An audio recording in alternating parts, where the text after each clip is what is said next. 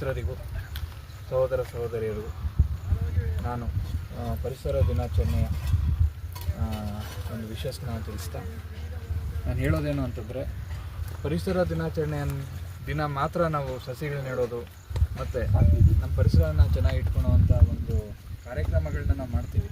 ಆದರೆ ವರ್ಷ ಪೂರ್ತಿ ಇದನ್ನು ನಾವು ಇದೇ ರೀತಿಯಾಗಿ ಬೆಳೆಸ್ಕೊಂಡು ಹೋಗಬೇಕಾಗುತ್ತೆ. ಒಂದು ಪುಸ್ತಕ ಇದೆ, ವೈ ನೇಷನ್ಸ್ ಫೇಲ್ ಅಂತ. ಆ ಪುಸ್ತಕಕ್ಕೆ ಬುಕರ್ಸ್ ಪ್ರೈಸ್ ಕೂಡ ಬಂದಿದೆ.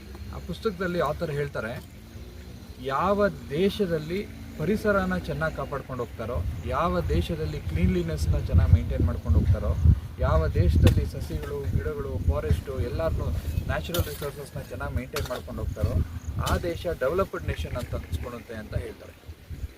ನಮ್ಮ ದೇಶದಲ್ಲಿ ಯಾರ್ಯಾರು ಇವತ್ತಿನ ದಿನ ನಮ್ಮ ದೇಶದ ನಮ್ಮ ಮಕ್ಕಳು ಎಲ್ಲರೂ ಯಾರ್ಯಾರು ಫಾರಿನ್ಗೆ ಹೋಗ್ತಾ ಇದ್ದಾರೆ, ಫಾರಿನ್ಗೆ ನಾವು ಅಲ್ಲೇ ಹೋಗಿ ಸೆಟ್ಲ್ ಆಗಬೇಕು ಅಂತ ಯಾರ್ಯಾರು ಅಂದ್ಕೊತಾ ಇದ್ದಾರೆ, ಆ ಫಾರಿನ್ಗೆ ಹೋಗುವಂಥ ಮಕ್ಕಳೆಲ್ಲರೂ ಅಲ್ಲಿರೋ ದೇಶದ ಪರಿಸರನ ಇಷ್ಟಪಟ್ಕೊಂಡು ಹೋಗ್ತಾ ಇದ್ದಾರೆ.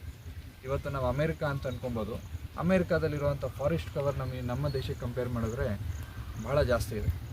ಯುರೋಪ್ ಅಂತ ಹೇಳ್ಬೋದು, ಯುರೋಪಲ್ಲಿರುವಂಥ ಫಾರೆಸ್ಟ್ ಕವರ್ ನಮ್ಮ ದೇಶಕ್ಕಿಂತ ಜಾಸ್ತಿ ಇದೆ. ಈಗ ಜಪಾನಲ್ಲಿ ಇರುವಂಥ ಫಾರೆಸ್ಟ್ ಕವರು ನಮ್ಮ ದೇಶಕ್ಕಿಂತ ಜಾಸ್ತಿ ಇದೆ. ನಾವು ಈ ಒಂದು ಉದಾಹರಣೆಗಳನ್ನ ನಾವು ತೊಗೊಂಡ್ವಿ ಅಂತಂದರೆ, ಡೆವಲಪ್ಡ್ ನೇಷನ್ ಅಂತ ನಾವು ಡೆವಲಪಿಂಗ್ ನೇಷನಿಂದ ಡೆವಲಪ್ಡ್ ನೇಷನ್ ಅಂತ ನಾವು ಅನ್ಸ್ಕೊಬೇಕು ಅಂತಂದರೆ, ನಾವು ನಮ್ಮ ದೇಶದಲ್ಲಿರುವಂಥ ಫಾರೆಸ್ಟ್ ಗ್ರೀನ್ ಕವರ್ನ ನಾವು ಹೆಚ್ಚಿಗೆ ಮಾಡಬೇಕಾಗುತ್ತೆ. ನಾವು ನಮ್ಮ ದೇಶದಲ್ಲಿ ಒಂದು ಸುಮಾರು ವರ್ಷಗಳ ಹಿಂದೆ ನಾವು ತೆಗೆದು ನೋಡಿದ್ವಿ ಅಂತಂದರೆ, ನಮ್ಮ ಹಳೆಯ ಪದ್ಧತಿಗಳು ಮತ್ತು ಹೊಸ ಪದ್ಧತಿಗಳು ಕ್ಲ್ಯಾಶ್ ಆಗಿತ್ತು. ಉದಾಹರಣೆಗೆ ಬ್ರಿಟಿಷವರು ಬಂದಾಗ ಅವರು ಸಸಿಗಳನ್ನ ನೆಟ್ಟಿರುವಂಥ ಸಸಿಗಳು ಮತ್ತು ನಮ್ಮ ದೇಶದಲ್ಲಿ ಮೊದಲು ನಮ್ಮ ಊರುಗಳಲ್ಲಿರುವಂಥ ಸಸಿಗಳು ಎರಡೂ ಬೇರೆ ಬೇರೆ ಆಗಿತ್ತು. ಯಾವ ರೀತಿ ಬೇರೆ ಬೇರೆ ಆಗಿತ್ತು ಅಂತಂದರೆ, ನಮ್ಮ ದೇಶದಲ್ಲಿ ಹೆಚ್ಚಿಗೆ ಹೂವಿನ ಗಿಡಗಳು, ಆಮೇಲೆ ಫಲ ಕೊಡುವಂಥ ಗಿಡಗಳನ್ನ ನಾವು ರೋಡ್ಗಳಲ್ಲಿ ಮನೆಗಳ ಸುತ್ತಮುತ್ತ ಬೆಳೆಸ್ತಾ ಇದ್ದಂತೆ. ಆದರೆ ಬ್ರಿಟಿಷವರು ಬಂದಮೇಲೆ ಅದು ಒಂಥರ ಫ್ಯಾನ್ಸಿಫುಲ್ ಗಿಡಗಳನ್ನ ಮತ್ತು ಕಲರ್ಫುಲ್ ಗಿಡಗಳನ್ನ ಬೆಳೆಸೋಕ್ಕೆ ಶುರು ಮಾಡಿದ್ರಂತೆ. ಈ ಒಂದು ಗಿಡಗಳಿಂದ ನಮ್ಮ ಸಿಸ್ಟಮ್ ಎಲ್ಲ ಚೇಂಜ್ ಆಗಿದೆ. ಆದರೆ ನಮ್ಮ ಪದ್ಧತಿ ಎರಡನ್ನೂ ಮಿಕ್ಸ್ ಮಾಡಿಕೊಂಡು ನಾವು ಪದ್ಧತಿನ ಬೆಳೆಸ್ಕೊಬೇಕಾಗತ್ತೆ. ಇವತ್ತಿನ ದಿನ ನಮ್ಮ ನಿಸರ್ಗ ಪರಿಚರಣಾ ಟ್ರಸ್ಟ್ ಅವರು ಅಧ್ಯಕ್ಷರಾದ ಶಿವಲಿಂಗಯ್ಯ ಅವರು ಒಂದು ಮಾತು ಹೇಳಿದ್ರು ಇಲ್ಲಿ ಬಂದಾಗ, ಮಿಯಾವಾಕಿ ಫಾರೆಸ್ಟ್ನ ರೀತಿಯಲ್ಲೇ ನಾವು ಇದು ಮಾಡ್ತೀವಿ ಅಂತ. ಮಿಯಾವಾಕಿ ಫಾರೆಸ್ಟ್ ಅಂತಂದರೆ ಒಂದು ಸಣ್ಣ ಜಾಗದಲ್ಲಿ ಕಾಡನ್ನು ಬೆಳೆಸೋದು. ಅದನ್ನು ಮಿಯಾವಾಕಿ ಅನ್ನೋರು ಕಂಡುಹಿಡ್ತಾರೆ ಜಪಾನಲ್ಲಿ. ಈಗ ಒಂದು ಸಣ್ಣ ಪಾರ್ಕೆ ಆಗಿರ್ಬೋದು, ಅದನ್ನು ಕಾಡು ಮಾಡೋದು ಅಂತ ಹೇಳ್ತಾರೆ. ಈ ಕಾಡು ಮಾಡೋ ಸಂದರ್ಭದಲ್ಲಿ ನಾನು ಹೇಳೋದೇನು ಅಂತಂದರೆ, ನಮ್ಮ ದೇಶದ ಮತ್ತು ನಮ್ಮ ಲೋಕಲ್ ಸಸಿಗಳನ್ನ ಜೊತೆಗೆ ನಾವು ಫ್ಯಾನ್ಸಿ ಏನು ನಮ್ಮ ದೇಶದಲ್ಲಿ ಪಾರ್ಕಲ್ಲಿ ನಾವೆಲ್ಲ ಸಸಿಗಳನ್ನ ನೆಡ್ತೀವೋ ಆ ಸಸಿಗಳನ್ನ ಎರಡೂ ಮಿಕ್ಸ್ ಮಾಡಿ ನಾವು ಮಿಕ್ಸ್ ಆ್ಯಂಡ್ ಮ್ಯಾಚ್ ಮಾಡೋದ್ರಿಂದ ನಮ್ಮ ಪರಿಸರ ಚೆನ್ನಾಗಿರುತ್ತೆ ಅಂತ ಅಂದ್ಕೊಂಡಿದ್ದೀನಿ. ಮತ್ತು ಇದು ಪ್ರಾಣಿ ಪಕ್ಷಿಗಳು ಕೂಡ ಅನುಕೂಲ ಆಗಲಿ ಅಂತನೋ ನಿಟ್ಟಿನಲ್ಲಿ ನಾವು ಇದನ್ನು ಮಾಡ್ತಾಯಿದ್ದೀವಿ. ಮತ್ತು ಇವತ್ತಿನ ಪರಿಸರ ದಿನಾಚರಣೆ ನೆಕ್ಸ್ಟು ಎಂಟೈರ್ ವರ್ಷದಲ್ಲಿ ಇದೇ ರೀತಿ ನಾವು ಗಿಡಗಳನ್ನ ಬೆಳೆಸ್ಕೊಂಡು ನೆಟ್ಕೊಂಡು ಹೋಗೋಣ ಅಂತಂದ್ಬಿಟ್ಟು ಒಂದು ಆಶಿಸ್ತಾ ನಾನು ಮಾತಾಡ್ತೀನಿ. ಇವತ್ತು ಈ ವರ್ಷದ ಟ್ಯಾಗ್ಲೈನ್ ಬಂದು global call for climate action ಅಂತ. ತಾವು ಅಬ್ಸರ್ವ್ ಮಾಡಿರ್ಬೋದು, ನಿಮ್ಮ ಚಿಕ್ಕ ವಯಸ್ಸಿನಲ್ಲಿ ಟೆಂಪ್ರೇಚರ್ ಈ ತಿಂಗಳಲ್ಲಿ ಎಷ್ಟಿರ್ತಿತ್ತು, ಎಷ್ಟು ಮಳೆ ಬರ್ತಿತ್ತು, ಮತ್ತು ಇವಾಗ ಎಷ್ಟು ಟೆಂಪ್ರೇಚರ್ ಇದೆ, ಎಷ್ಟು ಮಳೆ ಬರ್ತಿದೆ ಅನ್ನೋದು ವ್ಯತ್ಯಾಸ ತಾವು ತುಂಬಾ ಗಮನಿಸಿದ್ದೀರ. ಅದಕ್ಕೆಲ್ಲ ಕಾರಣನೇ ನಾವು ಪರಿಸರ ನಾಶ ಮಾಡ್ತಿರೋದು.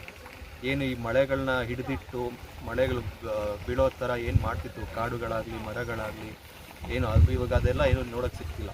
ಬರೀ concrete structures, layouts, roads, development ಅಂತ ಮಾಡ್ತಿದ್ದೀವಿ. ಡೆವಲಪ್ಮೆಂಟ್ ಅನ್ನೋ ಹೆಸರಲ್ಲಿ ನಾವು ಪರಿಸರನ ಹಾಳು ಮಾಡ್ತಿದ್ದೀವಿ. ಅದಾಗಬಾರ್ದು. ಎರಡನ್ನೂ ಜೊತೆಲಿ ಹೋಗಬೇಕು. ನಮ್ಮ ದೇಶದಲ್ಲಿರೋ ಪಾಪ್ಯುಲೇಷನ್ಗೆ, ನಮ್ಮ ದೇಶದಲ್ಲಿ ಬೆಳೀತಿರೋವಂಥ ಆಸೆ ಆಕಾಂಕ್ಷೆಗಳಿಗೆ ಪರಿಸರನೂ ಸಹ ನಾವು ಜೊತೆಯಲ್ಲಿ ಕಾಪಾಡ್ಕೊಂಡು ಹೋಗಬೇಕು. ಅದು ನಮ್ಮ ಧ್ಯೇಯ ಆಗಬೇಕು. ಸೊ ಆ ನಿಟ್ಟಿನಲ್ಲಿ ವಿಶ್ವ ಪರಿಸರಣಾ ಟ್ರಸ್ಟ್ ಅವರು ಏನು ಕೆಲಸ ಮಾಡ್ತಿದ್ದಾರೆ ಅದು ತುಂಬಾ ಒಳ್ಳೆಯ ಕೆಲಸ. ಅದರಿಂದ ನಾವೆಲ್ಲನೂ ಸ್ಫೂರ್ತಿಗೊಂಡು ನಾವು ಸಹ ಏನು ಹುಟ್ಟಿದ ಹಬ್ಬ ಆಗಿರ್ಬೋದು ಅಥವಾ ಶುಭ ಸಮಾರಂಭಗಳಲ್ಲಾಗಿರ್ಬೋದು ಗಿಡಗಳನ್ನ ನೆಟ್ಟು ಅದನ್ನು ಕಾಪಾಡಿಕೊಂಡು ಬೆಳೆಸಿ ಒಂದಷ್ಟು ಪ್ರಾಣಿ ಪಕ್ಷಿಗಳಿಗೆ ಆಹಾರ ಆಗ್ಬೋದು, ನಮಗೆ ನೆರಳಾಗ್ಬೋದು, ಅಥವಾ ಈ ಪರಿಸರಕ್ಕೆ ಆಮ್ಲಜನಕ ಆಗ್ಬೋದು, ಆ ಥರದ ಕೊಡುಗೆ ನಾವು ಮಾಡಬೇಕು. ಸೊ ಅದೆಲ್ಲರೂ ನಾನೇನು ಹೇಳಿದ್ನಿ ಅದನ್ನೆಲ್ಲರೂ ತಾವೆಲ್ಲ ಅರ್ಥ ಮಾಡ್ಕೊಂಡು ರೂಢಿಗತ ಮಾಡ್ಕೊತೀರ ಅಂತ ಹೇಳ್ತಾ ಎಲ್ಲರಿಗೂ ಮತ್ತೊಮ್ಮೆ ಶುಭಾಶಯಗಳನ್ನ ತಿಳಿಸ್ತಾ, ಪ್ಲಾಸ್ಟಿಕ್ಕು ಈಗ ನಮಗೆ ಸರಿಯಾಗಿ ಕಸದವರು ನಮ್ಮ ಮನೆಗೆ ಬರ್ತಾ ಇಲ್ಲ ಅಂತ ಒಂದೇ ಒಂದು ಕಾರಣಕ್ಕೆ ನಾವು ಅದನ್ನು ತೊಗೊಂಡು ನಾವು ಅದನ್ನು ಪ್ರಾಪರಾಗಿ ಅದನ್ನು ಇಲ್ಲಿ ನಾವು ಡಿಸ್ಪೋಸ್ ಮಾಡ್ತಾ ಇದ್ದೀವಿ. ಅದನ್ನು ನಾವು ಏನು ಮಾಡ್ತೀವಿ, ನಮ್ಮ ಮನೆ ಮುಂದೆ ಇಟ್ಕೊಳ್ಳೋಕ್ಕಾಗಲ್ಲ ಅಂತ ಹೇಳಿ ನಾವೇನು ಮಾಡ್ತೀವಿ, ಬೀದಿಗೆ ಎಸೆದ್ರೆ ಅದು ಅಲ್ಲೂ ಕ್ಲೀನ್ ಮಾಡೋದಕ್ಕೆ ನೆಗ್ಲಿಜೆನ್ಸ್ ತೋರಿಸ್ತಿದ್ದಾರೆ. ಇದನ್ನೆಲ್ಲ ನಾವು ನೋಡಿದ್ದೀವಿ. ಬೆಂಗಳೂರು ಆಗಿರ್ಬೋದು, ಈಗ ಮಾಗಡಿ ಆಗಿರ್ಬೋದು, ಎಲ್ಲ ಕಡೆ ಅದು ಒಂದು ಸ್ವಲ್ಪ ಸಮಸ್ಯೆ ಇದೆ. ಅದನ್ನು ನಮ್ಮ ಲೋಕಲ್ ಅಡ್ಮಿನಿಸ್ಟ್ರೇಷನ್ ಅವರು ನೋಡಬೇಕಾಗತ್ತೆ. ಮತ್ತು ಮುಂದುವರೆದ ದಿನಗಳಲ್ಲಿ ಇದೇ ರೀತಿ ನಾವು ಅಂದರೆ ಪ್ರತಿ ದಿನವೂ ಒಂದು ಯಾವುದೇ ಒಂದು ಕಾರ್ಯಕ್ರಮ, ಶುಭ ಕಾರ್ಯಕ್ರಮಗಳಾದಾಗ ನಾವು ಬೇರೆ ಯಾವುದೇ ರೀತಿ ಒಂದು ವಿಜೃಂಭಣೆಯಿಂದ ಮಾಡೋದು ಬಿಟ್ಟು ಇದೇ ರೀತಿ ಗಿಡಗಳನ್ನ ನೆಟ್ಟು ಬಂದರೆ ನಮಗೆ ನಮ್ಮ ಪರಿಸರಕ್ಕೆ ನಾವು ಒಂದು ಕೊಡುಗೆ ಕೊಡ್ಬೋದು ಅಂತ ಹೇಳ್ತಾ ನಮಗೆ ಮಾತಾಡೋಕ್ಕೆ ಅವಕಾಶ ಕೊಟ್ಟೋದಕ್ಕೆ ಎಲ್ಲರಿಗೂ ನಮಸ್ಕಾರ. ಇವತ್ತು ನಮ್ಮ ಮಾಗಡಿ ತಾಲೂಕಿನ ಚೀಫ್ ಜಸ್ಟಿಸರು ಮತ್ತು ಲಾಯರ್ ಸಾಹೇಬರು ಮತ್ತು ಅನೇಕ ಪರಿಸರಕ್ಕೆ ಅನೇಕ ಜನ ಇದು ಆಗಮಿಸಿದೆ.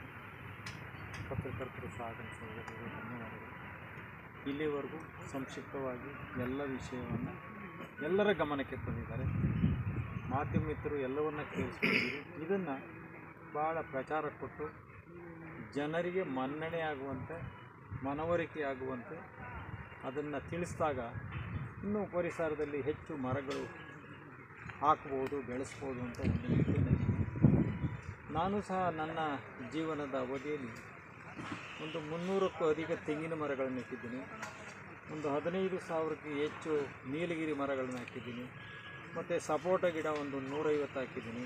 ಅಡಿಕೆ ಒಂದು 3,000 ಹಾಕಿದ್ದೀನಿ. ಹೀಗೆ 10 ಹಲವು ಮರಗಳನ್ನು ನಾನು ದೊಡ್ಡ ಪ್ರಮಾಣದಲ್ಲಿ ನನ್ನ ಕೈಯಿಂದ ಹಾಕಿ ಬೆಳೆಸಿರೋವಂಥದ್ದು ಇದೆ. ಅದು ಬಹಳ ಮನುಷ್ಯನಿಗೆ ಖುಷಿ ಜೀವನವೇ ಒಂದು ನೆಮ್ಮದಿಯ ಜೀವನ. ಆದರೆ ಇವತ್ತು ಬದಲಾವಣೆ ಆಗಿರ್ಬೋದು, ಆದರೆ ಮಾಡಿದಂಥ ಕೆಲಸಗಳು, ನಾವು ಮಾಡಿದಂಥ ಬದುಕುಗಳಿಗೆಲ್ಲ ಅದು ಮುಂದಿನ ಪೀಳಿಗೆಗೆ ಒಂದು ದಾರಿದೀಪವಾಗ್ತದೆ. ಹಾಗಾಗಿ ಎಲ್ಲ ಮಹನೀಯರಿಗೆ ಅವರಿಗೆ ಎಲ್ಲ ಮಾತುಗಳನ್ನು ಮನ್ನಣೆ ಕೊಟ್ಟು ನಾನು ಮಾತನ್ನ ಮುಗಿಸ್ತೀನಿ.